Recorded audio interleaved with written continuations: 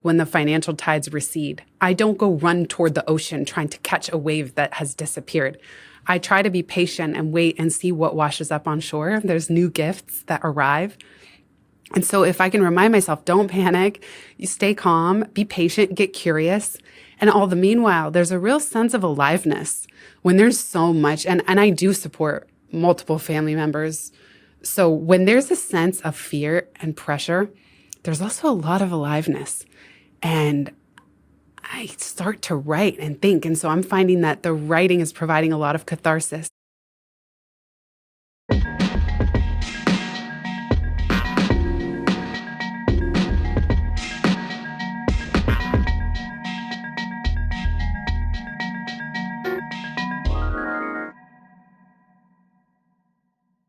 Today, I'm talking with Jenny Blake. So excited for this conversation. We just finished recording for her podcast. I think we're both people that get a lot of energy out of conversation, so we're crazy enough to do two podcasts back to back. Jenny is the author of 3 books, Life After College, Pivot, and Free Time. She runs what she calls a heart-centered business, resonates so deeply with me. I love that. And one of her goals, her core goal, is helping people come alive through the pursuit of big ideas. There's so many overlap on our ideas, and I'm so pumped we're diving into each other's work. I am so excited to have this conversation today. Welcome to the podcast, Jenny. Thank you, Paul. Me too. I'm so happy to be here. I also was underlining and hearting so many things in your beautiful book that I felt like, how are we not friends until now? And then secretly, that's why I even have a podcast at all. I figure if we're going to have a conversation, why don't we just hit record and publish it anyway? So you have the same logic there too. I love it. So the question I always start with are, what are the stories and scripts you grew up with around what you were supposed to be doing as an adult to be seen as a good person in society? It's so interesting because I grucked a lot of these scripts just observing the adults around me. My parents were pretty encouraging to follow my interests. My mom did have certain rules, like if we started a sports team, we could not quit halfway through the season. So there was a strong ethic of not quitting things, that's for sure. I was always doing little creative projects at home, but I was also very centered around money from a young age. I could see that the fights that my parents did have were often around money. And I saw how hard my parents were working full time to provide money for my brother and I, like to pay for our lives. And so even at 8 years old, I started saving birthday money. Like, talk about the marshmallow test, just like when you get tiny little sums of money as an 8-year-old into a bank account instead of spending it. But I was always I think I had more of a scarcity mindset until I knew what that word even meant, of acquiring money, saving money, hanging on to money, figuring out how to get money. So I started babysitting really young. I started a family newspaper. I worked at a local newspaper when I was in high school. Even in college, I would get paid to go to class by taking lecture notes. And so I was just always, I would say that was one of my driving scripts, was getting, saving, holding on to money. And therefore, what comes with that is trying to get the right grades, get into the right school, get the right job, advance quickly at that job, and don't do anything to disrupt the money cart, to put it bluntly. Were there any phrases that stand out? I always find people have certain money phrases, like people have said, oh, we're not the kind of people that can earn money, or we'll never have enough. We need to save our money. Don't take out debt, all these things. Are there any phrases that stand out? One that I'll never forget, my mom said to me, you should always know how to support yourself. It was really serious. It was like, you should never be in a position where you're reliant. Now I'm filling it. She just said it really simply and bluntly. But I think growing up as a young woman, it was like her generation was one of the earlier ones where in her profession, landscape architecture, women were even in the office at all. And so I grew up very convinced that I never wanted to stay in a relationship or a job because I couldn't afford to leave. And so I think that was also part of my obsession around money, was also independence. I was very afraid of losing independence if I had to stay in a bad situation because of the money. So I've always the entrepreneurial efforts were also redundancy plans, like always have 5 ways that I know how to make money. I even one time posted 3 completely different ads on Craigslist for HTML, CSS tutoring, babysitting, and home organizing, just to see which ones like took off. And it turns out the HTML tutoring for small business owners like did the trick. But I was like always making sure that I had the money to make decisions in my life. This is such a deep script, especially in the US. I mean, that's what I know best. And I think some of these scripts make sense for previous generations. I think we were a less prosperous country. There were less opportunities for a lot less people. But it's sort of gotten baked in that like money is the point of life. And I think sometimes I wonder if this was true for you. If you start thinking that way, right, then it becomes hard to look at a relationship as something other than like something that can fit into a certain way of living money-wise and work-wise. How did you revisit those scripts as you got older? Well, I had so much fear. I mean, I, again, resonate with so much of the pathless path. My loudest voice when I was thinking of leaving corporate was, what if you go broke? So I joke, I called it my inner CFO. And it was so loud and strong. And many people in my actual life reflected that value as well. Like, I think sometimes the kind of funny way the universe works is that whatever our inner critics are, there will certainly be people in our life who are even close to us who show up and say those things verbatim, almost reinforcing or stress testing. Yeah. Are you going to listen to that fear? And then I just, at some point, I thought, God, I'm spending all this energy saying, what if I fail? What if I fail? What if I go broke? Like so much obsession around losing money that I could at least add in, not that I could ever remove the fear, but I could add in, at the time it was, what if I earned twice as much in half the time? So, okay, what if I go broke? Sure, that fear's not going anywhere.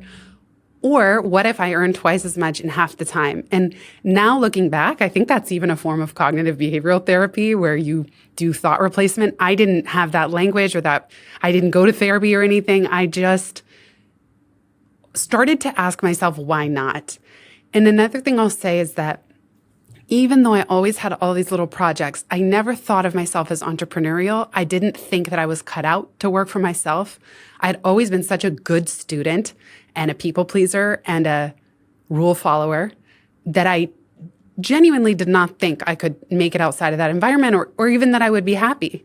Like even my dad, who's self-employed, said, well, what about all the friends at your job, or like all these social connections?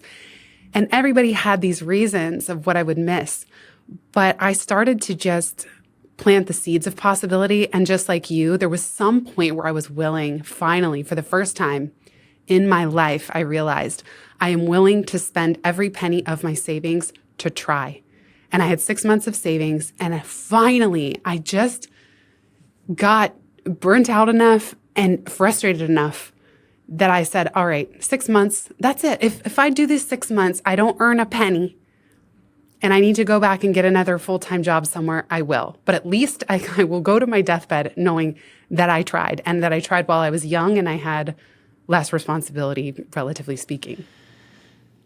I love that so much. It's so similar to my story. I felt like I had no other option than to sort of bet on myself. But it took me so long to get there because I had no models of that behavior of being self-employed or being entrepreneurial around me. Everyone was centering their life around employment. And when I left, it did trigger so much fear. But I did have some like small moments where I'd meet people doing different things. And so as background for the listeners, you went to UCLA, you graduated in 2006, you ended up working for Google. I'm wondering that period, the 2000s, were there different influences you started to see around you that started to plant those seeds of possibility? Well, actually, prior to Google, I left UCLA. I had done 2 years. I was ahead in 2 majors because I also did a 4-year planning spreadsheet to a T of how efficiently I could get through school. Not how much I could learn, not how much I could enjoy it, just how fast. And I left at the start of my junior year to work at a startup in Palo Alto with one of my professors. It was a political polling company that later got acquired by YouGov.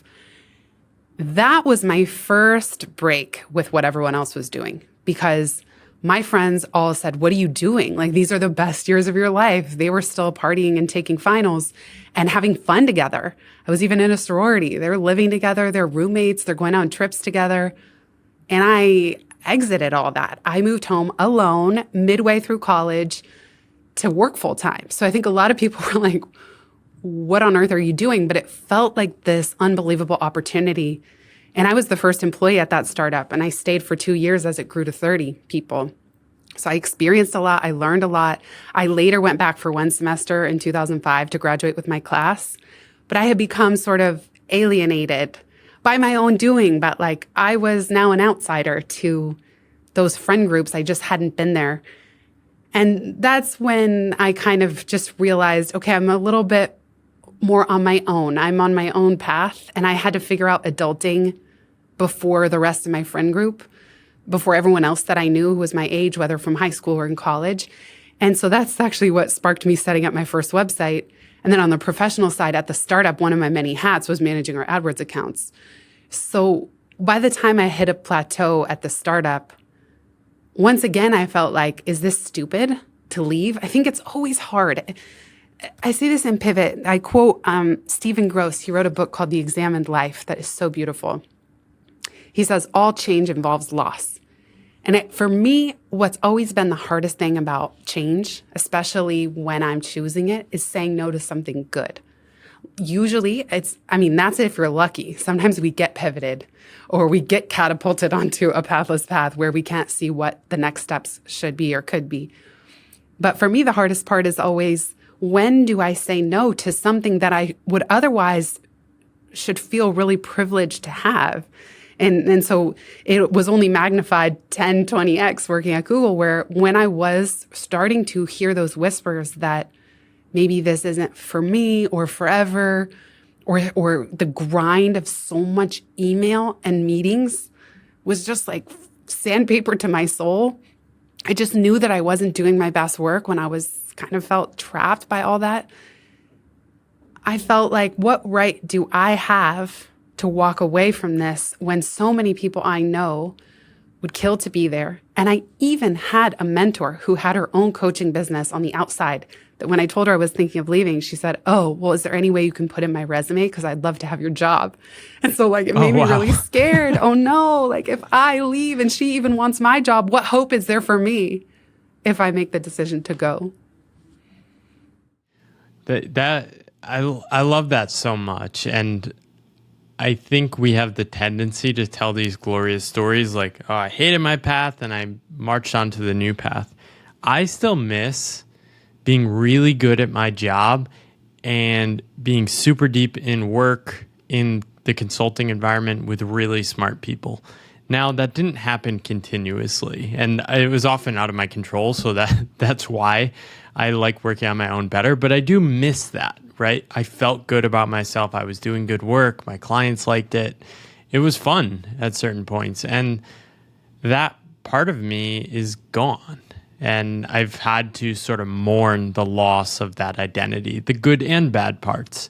And it's hard. And I think I sort of have this vision of life, or this understanding of life, is you sort of have to keep reinventing yourself. If you read throughout history, all the people that seem to thrive into later age always keep blowing up their life, right? And my question is, if we're going to change more than we expect, how do I continuously blow up my life?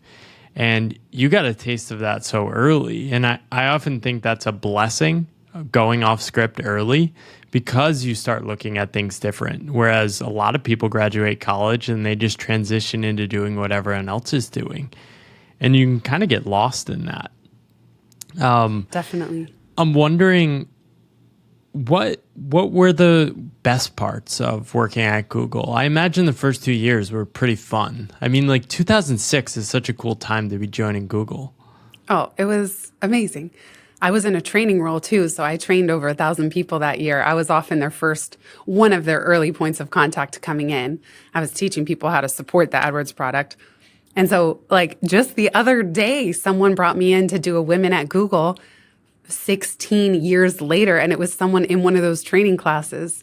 So, I mean, that was super exciting. I love technology, just like you. I was starting a minor in computer science if I had stayed in school, but I always loved computers and building things with computers. So working within Google, which was just this incredible hub of innovation and technology, I loved it. I loved feeling like I was at the epicenter of so much innovation, like to use a cheesy Silicon Valley term. And the people were really interesting and bright.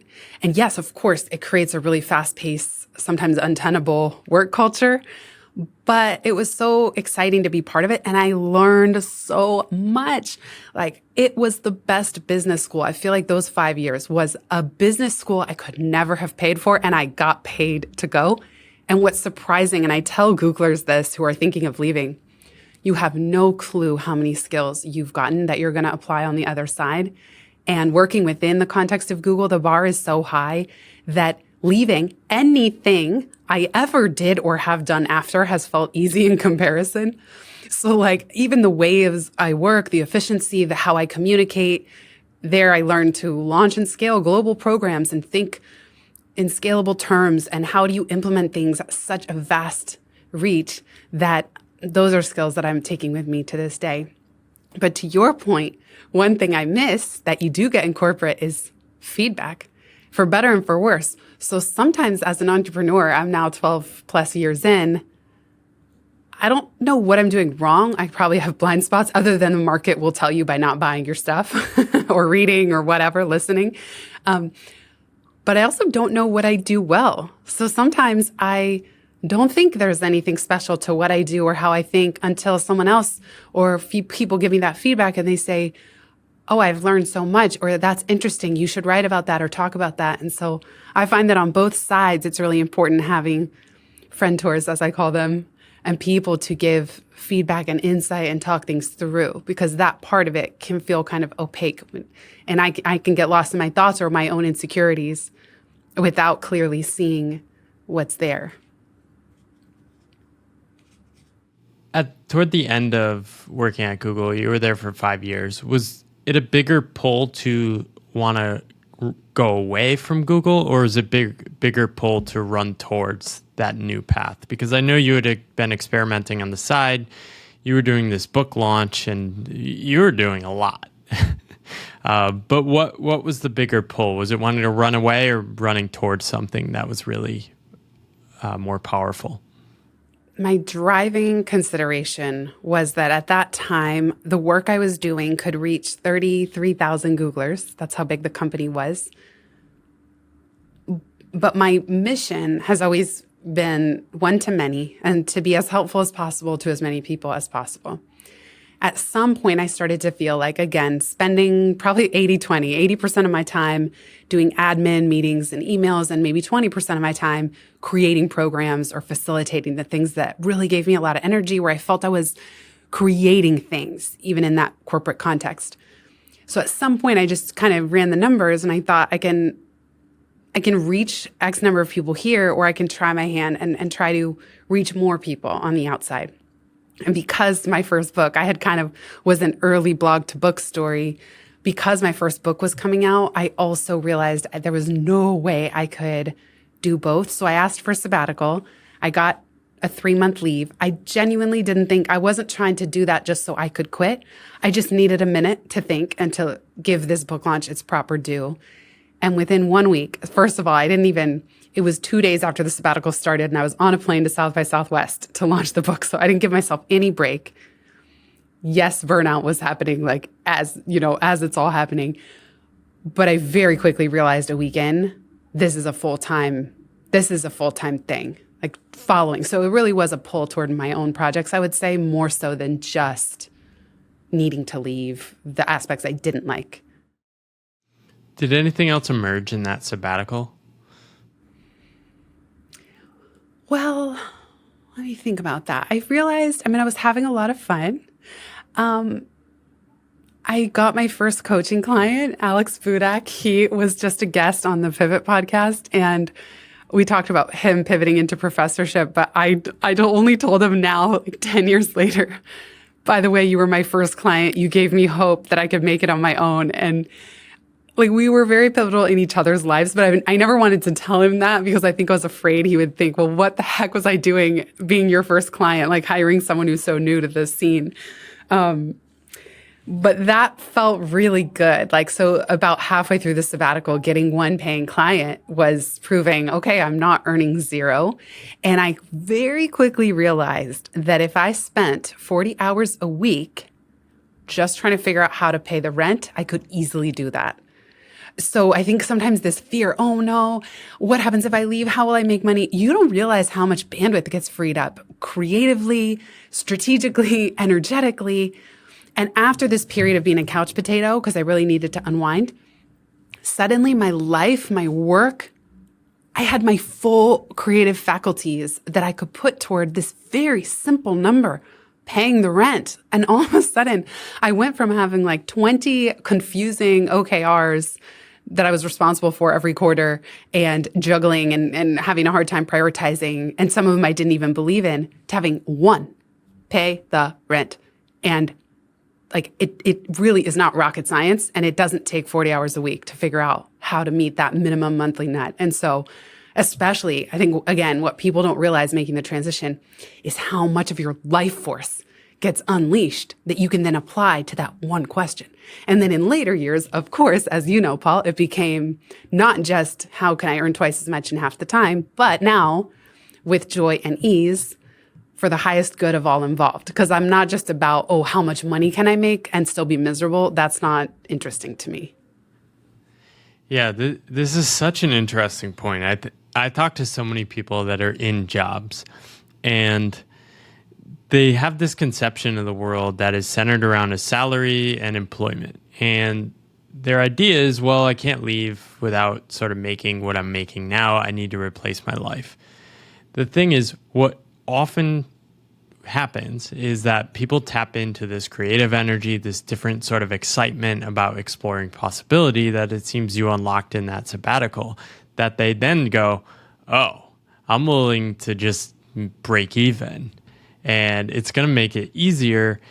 And I'm now spending, instead of 20% of my time doing the work that matters to me, I can spend 100% of my time or 50%, and you're still spending more on the things that matter to you. And playing that game can actually have more upside over time, or at minimum just be worth fighting for. And I sort of went through the same thing. It was like, oh, if I can make 35 grand a year after quitting, and I was making 150 grand, I could do everything I wanted to do, and that would buy me time to figure things out.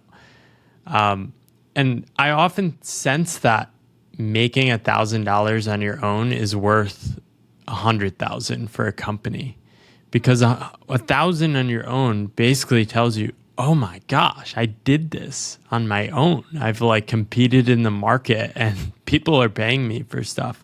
Is that how you felt with that first coaching client? For sure. And then over time, I've also realized that there's a really good feeling when you spend that time to create assets. So one of the reasons that no matter how low I've ever gotten in my business, I never ultimately went back to get a job to hold me over is that I couldn't really stomach the idea of creating assets for somebody else's business.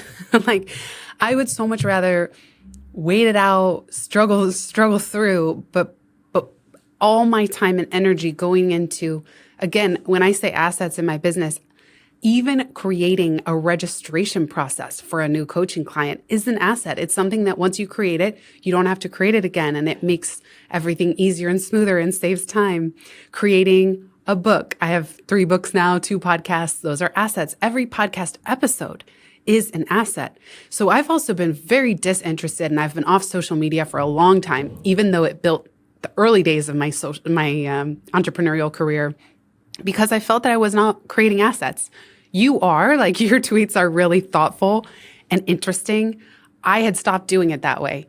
And so I'm not interested in just creating clutter and noise for someone else's business, but certainly not for my own. So one of the insights that I've had over the years is that every course I create, every sales page, which I call an invitation letter, it feels good to spend the time on things that can serve you and serve your future self. And so in the beginning of an entrepreneurial journey, I do think, always people kind of say don't trade time for money, but you kind of have to. Like, that's how you learn. You talk to people, you work with them, you learn what you like, who you get energized working with.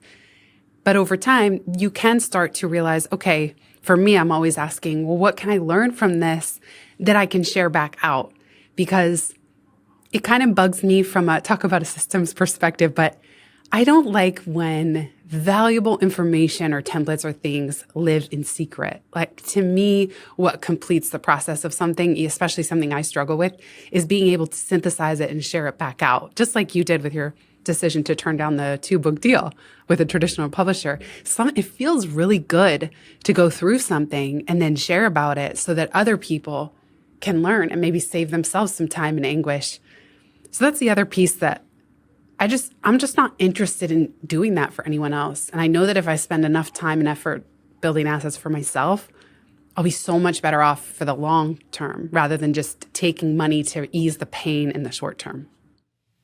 It also ties into this thing you talk about, serendipity as business strategy. Yes. So speaking of sharing all my reflections on self-publishing and that, I had the CEO of 8 Sleep reach out to me this week based on my tweets. He's like, hey, I'm thinking of writing a book. Want to learn more about self-publishing? And I've had a couple other people who are like names people know. It's pretty wild how this happens. And this often drives me to share because it's like, one, I love sharing ideas and putting them into text and kind of crafting and challenging myself to figure things out for my own. But it's also sort of a thing that I don't get a lot of energy drained from social media. So it's like fine for me to do this, but it does also create serendipity. What are some of the most interesting ways serendipity has emerged for you? Well, how are we here right now? Because in my private BFF community, we had a thread. Oh, I remember. Okay, this connects to transparency and serendipity.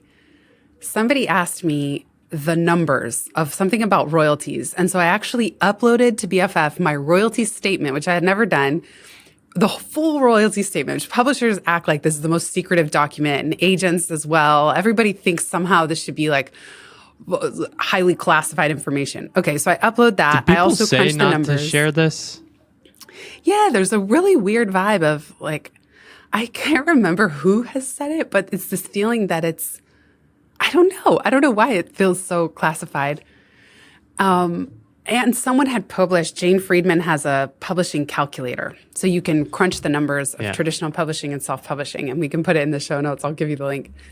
But I laid it out. I laid out exactly what my royalties were, how much I was earning, how long it would take me to earn out the advance, but also how much I had earned through Pivot on the back end, which over the course of 6 or 7 years was $2 million. Like, pretty amazing. So even though I did go traditional for my second book and not for my third, there's pros and cons. And I was just laying it out. And then Al wrote in the comments, oh, you might also appreciate Paul Millard's take, any link to your post. So then all of a sudden I read that. I say to Al, who is this guy? Al puts us in touch. This is our third conversation, and that's an example, I think, yes, of serendipity, but also generosity, which I know is a value of yours, and transparency. And I feel like part of serendipity, as I say in Pivot, is making yourself discoverable, like Bluetooth devices. It does help if you put yourself in discoverability mode somehow, some way. And even though I don't like doing that, for me, social media feels like death by 1,000 attention cuts. So I make myself discoverable with ideas or templates or conversations on my 2 shows, books. Those are, I like really deep, long form type work, for better or for worse. It doesn't always serve me that I'm so stubborn about that. But if you can put yourself out there, especially in ways that are vulnerable or transparent, that I think also serves as such a beacon for the right kind of people to just attract, like for you, the 8 Sleep guy, to just reach out of nowhere. And it's my favorite thing to have these serendipitous moments occur as a result of giving first or leading that way. Yeah, and I think this is something that's not easy to see, right? We talked on your podcast about sort of what Justin Welsh calls shiny outcome syndrome. Yes. So we see other people's outcomes and we think we want that. But we often don't know what game people are playing. We don't know the messages they're sending behind the scenes. We don't know the generous acts people are making. And you understand after a while, like I've really always tried to give away so much and I share everything I'm learning. And people start to trust me. I've also said continuously, if you want my book, I'll email it to you for free. I'll send you a copy in the mail for free. And I know you do this too. And it creates moments of delight, but it also taps into what Kevin Kelly has written about 1,000 True Fans. So you don't need to be on social media because other people are going to rave about you and talk about you, right? Thank you like for saying that. Al, Yeah. Al, for example, is going to shout you out, right? And you are intentional. You do have your community, and those people are on social media. You do have your podcast, so you have ways of reaching people, but you don't need to be on everything, especially if you are really on this sort of like path that's true to yourself. I sort of think there's a magic to tapping into what really matters to you. And when you do that, crazy stuff starts happening. As you've leaned more and more into your true path, I think free time is really sort of your bold proclamation of like, this is what I'm about. Have you noticed that things sort of emerge even more organically than in the past? Yes. And there's a couple things I want to say to this. One, it is really important to me, especially with something as big as a book, to do the best job that I can. It doesn't even make sense to me on a podcast to say, please share this episode with a friend.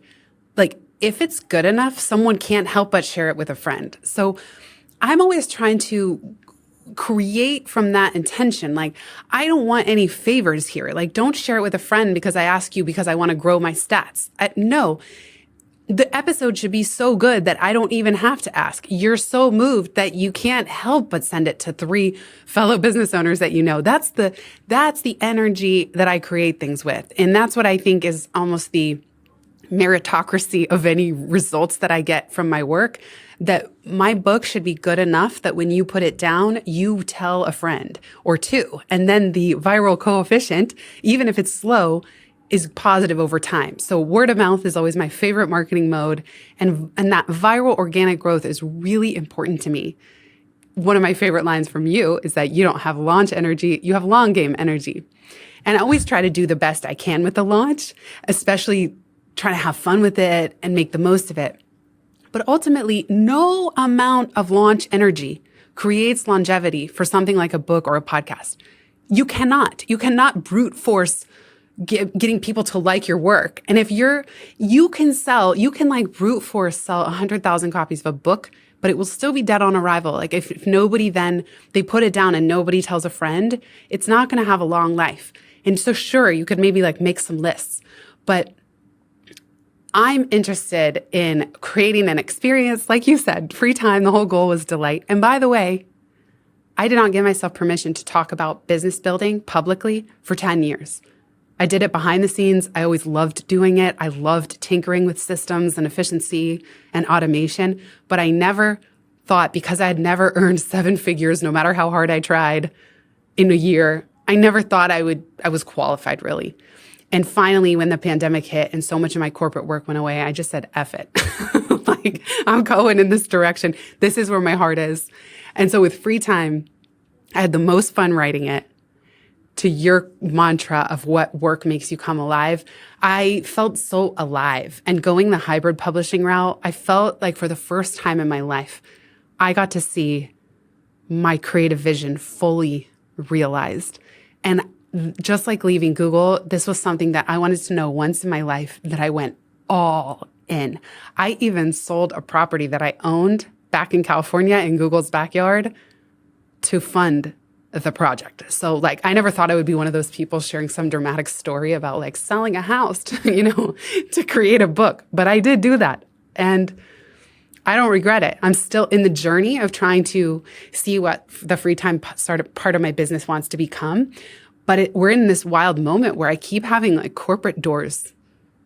I'm not going to say slam in my face, but basically I'm trying to kind of read the room. Like, what is this? It's so weird. There's so much friction for that side where for so long, just like the comfy days of having a full-time job, I had comfy days of corporate funding a lot of my business activities where if I was getting 1 or 2 paid speeches a month, I could tinker whatever the heck I wanted on the creative side. And now I'm in this moment of a pathless path where I have to figure out, like, how serious am I about going all in on that creative side? And so I'm still in it. You know what I mean? Just like everybody else. And the last thing I'll say, sometimes books are scary because they're inevitably they're a fossil the minute they hit the press. Like, it's a one moment in time.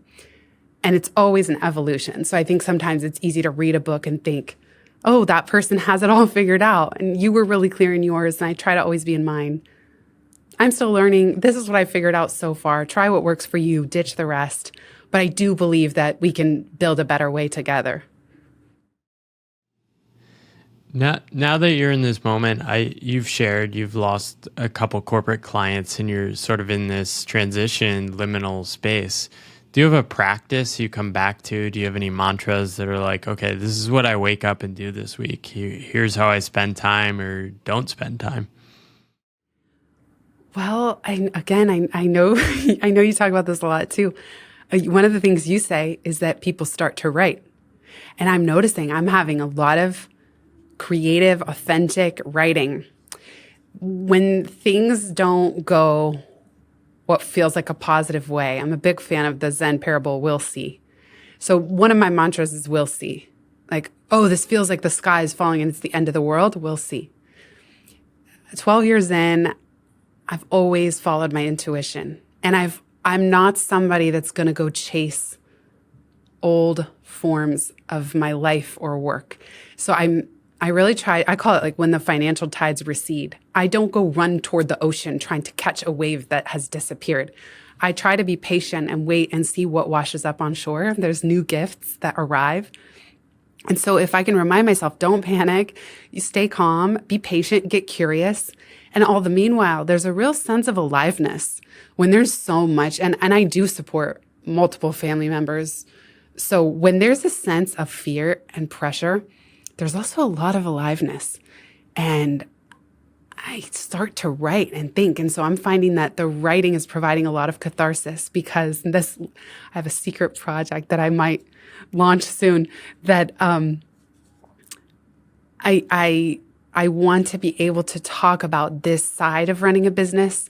And I think that a lot of people don't because it's kind of a smart business not to talk about things going badly because none of us want to become a self-fulfilling prophecy, or create a doom loop. Like if you start, I have a fear, if I talk about losing business, people will lose confidence even subconsciously. And then even more business will be repelled in an anti-mimetic way, saying like, well, let me not bet on her or hire her or join her. Like she's on the downswing.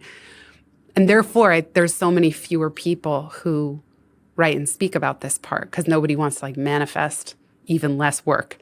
But that for me now, it makes me spot an opportunity. I actually put into Spotify what to do when you lose your biggest client to see if there was any podcast episodes that come up. And there wasn't a single one, not even close.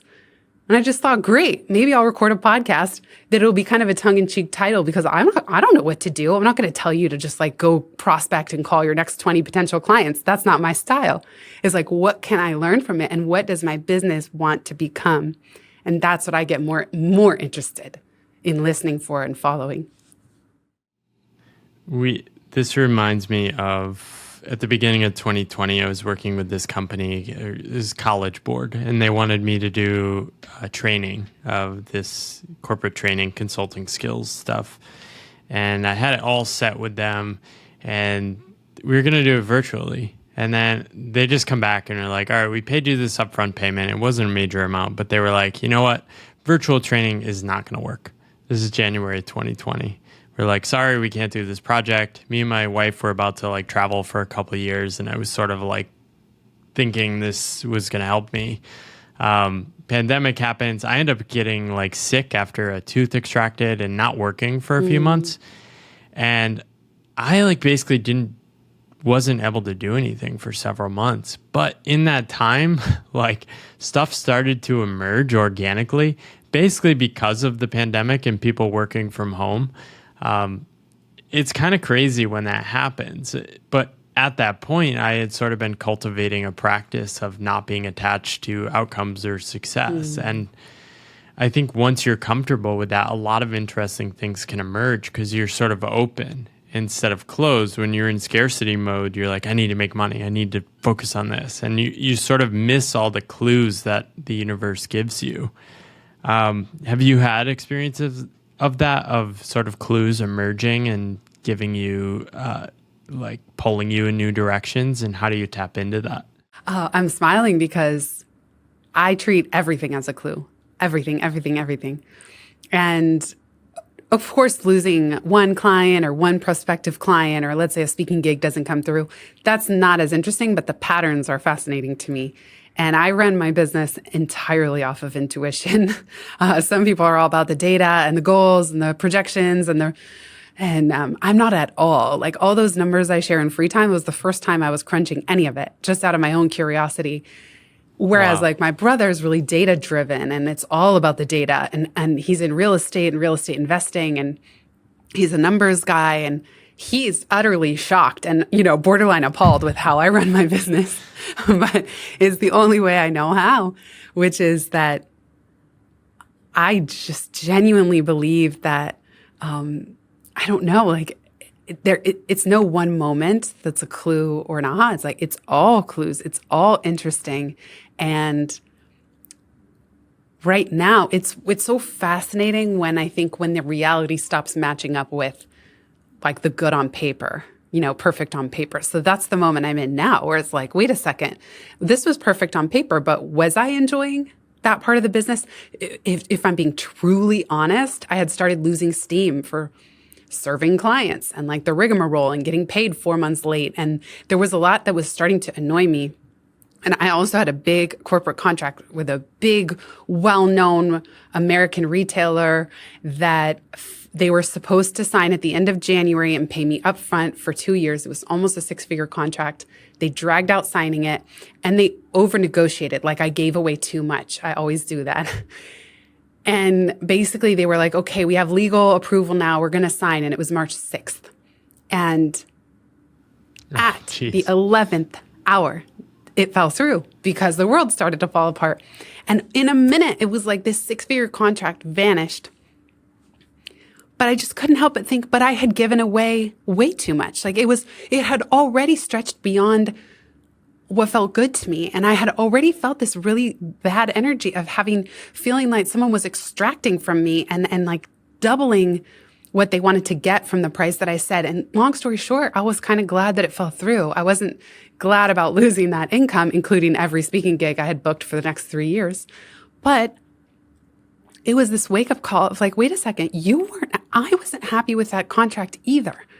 And that's what I'm always trying to look at. Like one of my friends, Penny Pierce, she says that when it comes to relationships ending, it's both souls that are ready to move on. So even if somebody dumps you and it feels like you got broken up with, most likely your soul was ready for the next thing as well. And I'm trying to think about that in business, that even something that seems bad on paper, is it possible, aka yes, that in my soul, for my highest growth and expansion and even impact, like maybe I do need to put my full focus in a different place than I had been. And the places that I had been were because it was comfortable and profitable. But it's not because I had so much I really love keynotes. I do. I really love them. But client work in general, it's like not the most soul-stirring thing. And I know it sounds very privileged to say that because any work at all is good. But that's kind of what I'm thinking about now.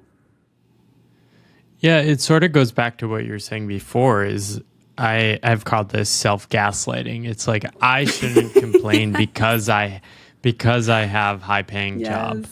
And I always find that interesting, especially when people are in jobs. It's like, well, if you're experiencing like this is a really bad experience, like you should just be honest about that. Like you can give your job to somebody else if you really like it doesn't quite make sense. But trusting your intuition in a positive direction is really hard. I have gotten a lot of wisdom from like poetry and people like David White that sort of can put these experiences into words that can transcend the rational. And I mean, early on in my path, I did freelancing, but then 9 months in, I decided, well, I'll just stop freelancing because I feel good headed towards this writing and other stuff. And I wouldn't have created anything I've done to this past couple of years if I hadn't taken that bet on myself. But it's so hard to explain to other people. It's like there's this energy in the future I'm aiming at, and I can't prove to anyone, I can't tell anyone, but it like feels right. Like, how do you think about this? Well, just like you, when I'm not aligned with my path or even a pathless path, my body kicks in immediately. I'll get vertigo, I'll get sick, I'll get incredibly painful ear infections. This year it was asthma, like really intense, woke me up several times a night with where I couldn't breathe for 3 months. That was post my first COVID bout. But long story short, I joke that the universe has me on a short leash because the second that I'm veering too far off, I just get yanked physically back into place. And so not only is it, not a great energy match if I go the wrong way, I kind of can't do it. Like my system shuts down. I think I'm just too sensitive. Something about it. It's just how I'm wired. And then the flip side, I've always appreciated something from Susan David, wrote a book called Emotional Agility. And she makes this point in there that when things are going well, we're not very observant. We're just kind of coasting. Like life is good, it's easy, and our brains, the wiring of our brains pick up less information when things are good. So it's not that we wouldn't want to enjoy the good times and be present for those. But what I find when I'm on my pathless path and things are uncertain, that's also an edge of creativity because my brain is so observant.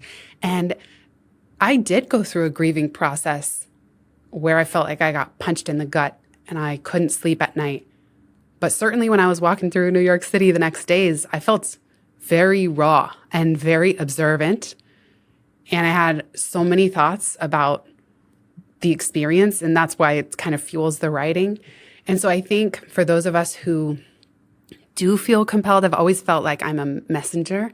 Like I really try to channel what wants to come through me, what's in service of the broader collective, tapping into kind of collective consciousness. And because of my sensitivity, I often feel like I'm a little bit early to things because I just can't tolerate certain ways of being or working a little earlier than maybe the research will start to show or society catches up with.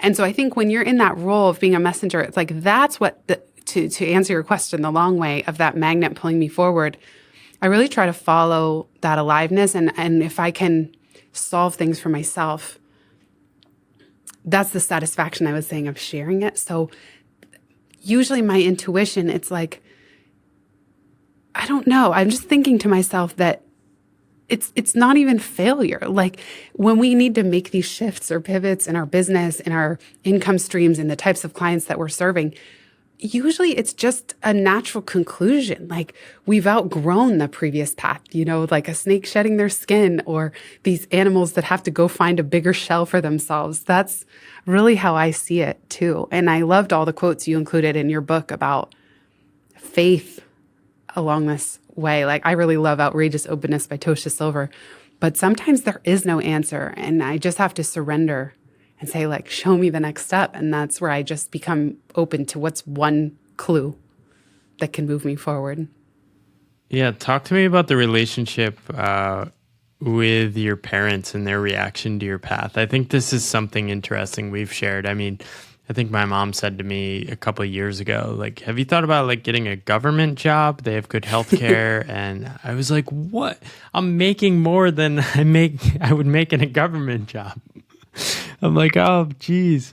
But what, What are some of the like conversations you have with them and like that? Because this is a really big thing for people on unconventional paths is they often trigger the fears and uncertainties of people around them in surprising ways. I have a mix of both because my dad was self-employed for 3 decades before he retired. He was an architect, and then now he's really engaged in writing, reading, guitar playing, singing, That's so painting. cool. He's like a complete Renaissance man. Every room of his house is dedicated to art making. And my parents got divorced when I was very young, when I was 5. My mom has had the same job for 25 years. And so I kind of have one on each shoulder. My mom, of course, is more about security and just practicality. And so even recently, as I told you offline, when this big contract fell through, one of her first reactions was, well, could you go work for them as a job? And I know she meant well by it, but there's a small part of me that I go, is it as if I haven't been doing anything the last 12 years? Like, are you not seeing like what I've built? Like, I would just throw it away. And I think maybe people think, oh, you could just put your business on hold and go get a job for a year or two. But it just feels like it just almost just flabbergasting. Although, of course, there were times where I thought, do I need to go get a job? Like, I'd be crazy not to at least ask the question because I have a lot more responsibility now. And then on my dad's side, he's all about the creativity and the arts and stuff. So I think that, I don't know.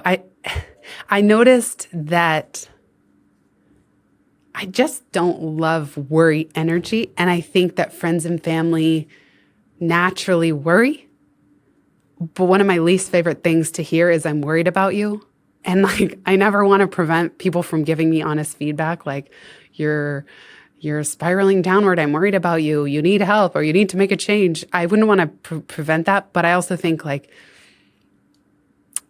I don't know. I have faith in myself and my process. I appreciate when people can have faith alongside me. And that actually boosts me more than their worry or concern, which again, always comes from a good place. I do appreciate it.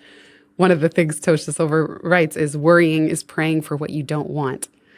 And so I've learned to be not cagey about things that happen, but even with certain friends, sometimes the impulse is just to tell me what to do or how they would solve the problem, which doesn't align with my way of working. So it kind of, I have to be more intentional about who I'm going to for advice or input or even just a listening ear. Because it is a vulnerable place to be in, of being like in the thick of mid-pivot, the liminal space, the goo state, and not on either side of it. Yeah, these paths are incredibly vulnerable, and I feel insecure a lot. I think similarly, I do not react well to worrying. I close off. I want to run away from those people. And I get so much more excited when I'm around people that are dreaming big. They're thinking of possibilities. They're brainstorming ideas. Like when you tell me you lost your corporate clients, my thought was like, oh, this is great. Like Jenny's going to have room to explore. Like she'll probably do some really cool stuff.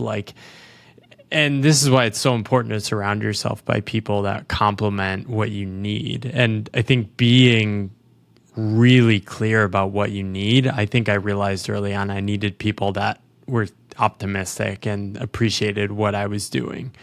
But it's hard because oftentimes those people may not have been the people you grew up with or the people you used to be surrounded by on previous paths. So it can be hard on these paths. Have you had any really strong mentors or models on this path that are like your biggest fans that you go to when you know you need somebody to root for you?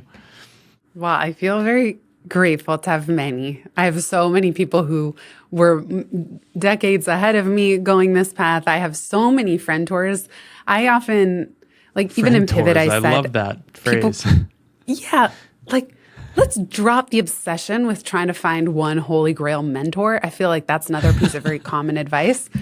You don't need it. Actually, if you have peers like you, me, Kay, Al, we alone can help each other navigate these moments. And obviously, sometimes it is helpful if someone's 5 years ahead, 10 years ahead, or they just have a new solution that has emerged at this moment in time with technology and the apps that are out and the creative opportunities. But it can come from any direction. And so I have often had, and I'm very lucky, I started with a couple friends, two different actually Marco Polo groups. I do a lot of asynchronous chit-chatting with business owning friends on Voxer, Marco Polo. I love good asynchronous anything. I do even a 3-month Voxer coaching pop-up because I don't want things on my calendar, and I like to be outside and I like to be with my dog playing in the grass. But with asynchronous, it's so easy to just leave a voice memo, or I'm debating this, what do you think? And getting input that way. So more than any one mentor, I really love trading ideas asynchronously with peers. And that way it helped me stop obsessing, am I meeting the right people? Am I networking hard enough? It's okay. Just having friends goes a really long way. Friends who are at a similar stage. You don't always have to befriend the smartest person on the planet to learn how to have peak performance at the thing you're trying to do. It's okay. A lot of those people have podcasts or they go on podcasts. So you can learn plenty from them without ever having to bother them to pick their brain for a cup of coffee.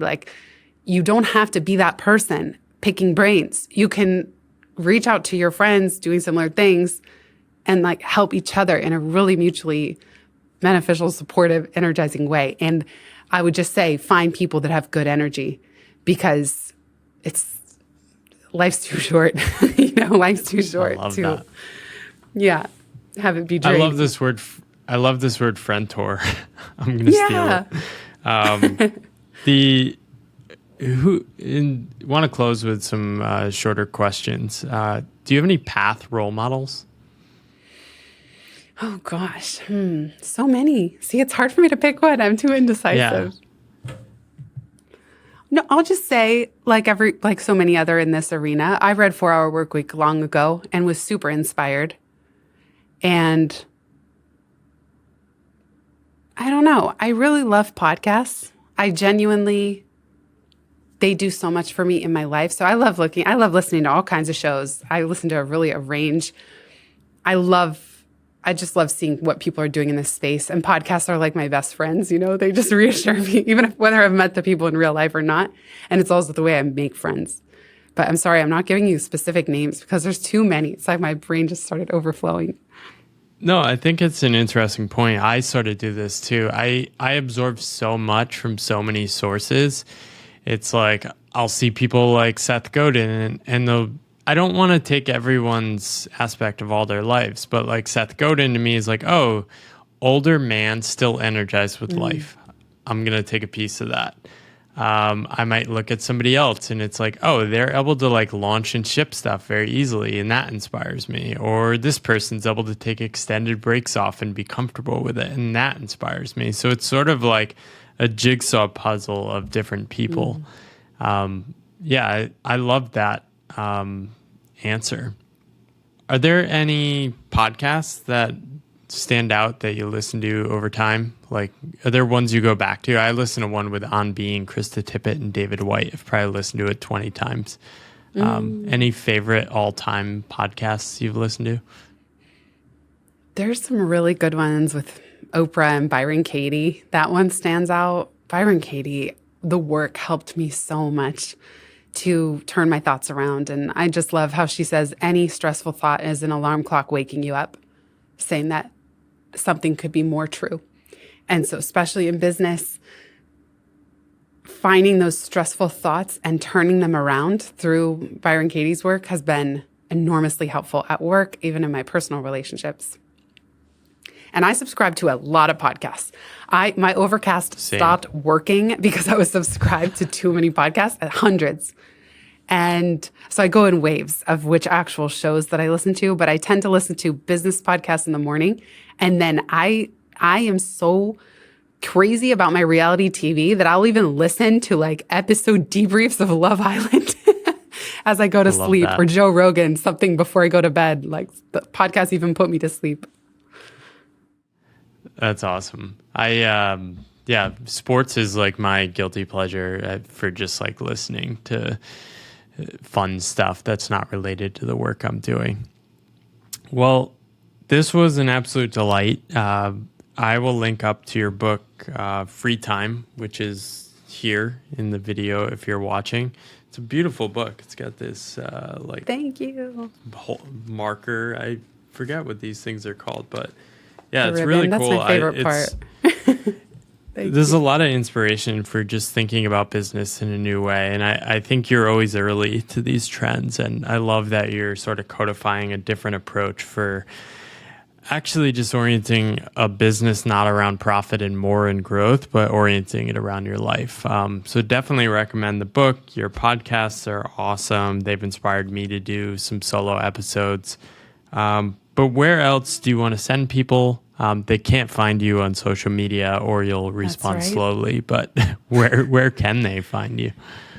You can search for Free Time with Jenny Blake or Pivot with Jenny Blake, wherever you're listening to this. And then there's the Free Time Toolkit that's free and a quiz. If you visit itsfreetime.com/toolkit, there's a lot of templates. That's my joy. I've shared them since the days I started blogging in 2007. I give away as many templates as I can. So all those related to some of these topics are at itsfreetime.com/toolkit. And thank you so much, Paul, for modeling the book. You're great. I appreciate your product placement. It's just a delight to be here and talk with you and be on this path together. And I know your listeners are on this pathless path too. So it just means so much for you to have me here and for everyone who's here listening. Amazing. Thank you so much, Jenny. Thanks, Paul. Hey there, thanks for watching that episode of the Pathless Path podcast in video form on YouTube. If you want to see more episodes, you can find links to further episodes up here, or you can subscribe over here. Thank you for your support, and I wish you luck on your own pathless path.